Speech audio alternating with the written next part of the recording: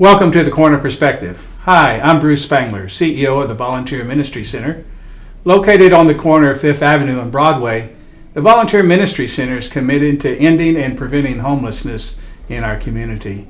Today, I'm honored to be joined by Dr. Cliff Tennison. Cliff, so glad that you're with us today. Glad to be here. Goodness, I don't know how to introduce you, so I'm going to try.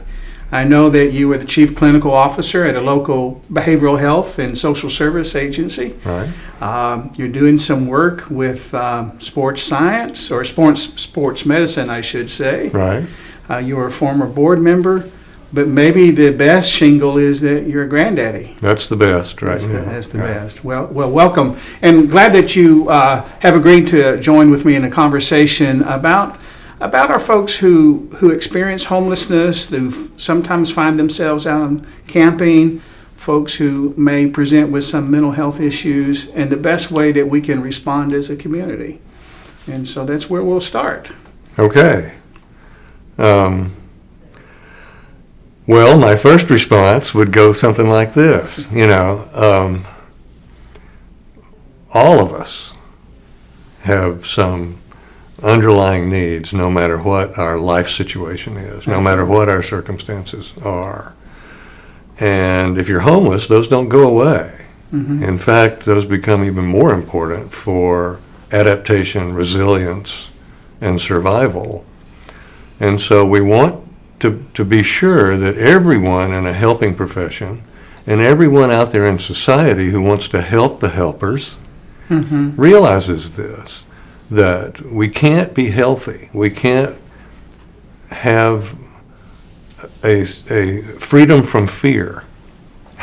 We can't have a sense of peace or the ease of well-being unless there's some safety, some protection from injury, both that arises inside and that comes from the outside. Mm-hmm. And without health and strength to whatever a person is capable. And so because of that, we know that, and you were reminding me of how I said that before, and it got written down, which is kind of scary, but that everyone needs housing. Yes. Everyone needs a roof over their head. Everyone needs nutrition that's appropriate. Everyone needs a way to be active, to be physically active, to exert yourself physically in some way, or we won't be healthy. There's no well-being without these things. And there's no well-being without meaningful activity, meaningful work, companionship. Yeah, we are relational beings, are we not? So that's where I would start. So when we're thinking about people that end up homeless, we want to focus on these. We want to not put those folks in a category that's not in the same category with all the rest of us. And so we need a sense of community that you've reminded me of. And you were talking about quoting some famous poets. I'll quote somebody. Okay. A wonderful Zen monk named Thich Nhat Hanh, when asked, what's the meaning of life? What are we here for? What's this all about? Said, and people have heard this before, and so I'll just repeat it anyway. We're here to awaken from the illusion of our separateness.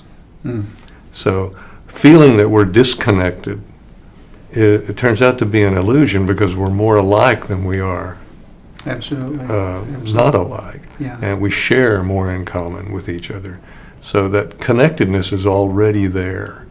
And we just need to find it. And if we've lost it, we need to find it again. Right.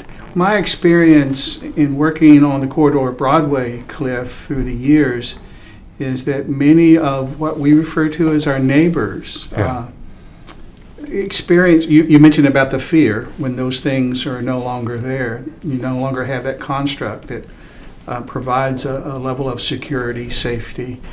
But I remember a neighbor telling me one time that he knew that everybody knew that he was experiencing homelessness because he carried everything that he owned on a backpack. Mm-hmm. And he spent most of his days walking on Cumberland Strip. But he said, I know everybody knows that I'm homeless. And I said, well, how do they know? He said, well, they just know. And I kind of pressed him.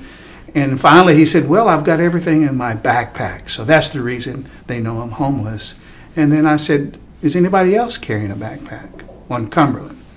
And he said, well, everybody's carrying it because all the students are there. Yeah. But in some ways he already felt judged and indicted.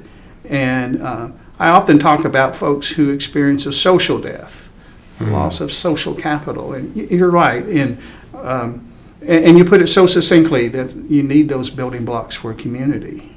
Right.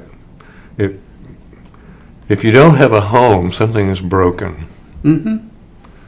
And if you're not careful, or if you're abused or bullied or teased into it, you'll buy it and you'll identify with brokenness. Yes, absolutely. Yourself, which puts you at risk for depression, anxiety disorders, all sorts of other exacerbations of anything that could be just minimally wrong could explode on you. So we don't want people to be broken. And if there is something broken in their community, in their life, like homelessness, then we don't want them to identify with it. Absolutely, absolutely. Well, I have the recipe Well, good. that makes for not only community, but makes for healthy living. And I'm quoting you, that to be mentally healthy, people need housing, primary care, meaningful work, transportation, talk therapy, good nutrition, enough sleep, enough exercise, mindfulness techniques, and human connections. And if you have all that, then medications can help as well. So that's the formula. That's the solution, is it not? Rebuilding community when it's lost. That's right. And learning that there's more to us than the brokenness that we're experiencing. Oh, wow. Could you say that again? There's more to each of us than the brokenness that we're experiencing. Very well said. Very well said. Cliff, thank you so much for You bet. joining me today. And I hope that you'll join with us in our next episode of The Corner Perspective.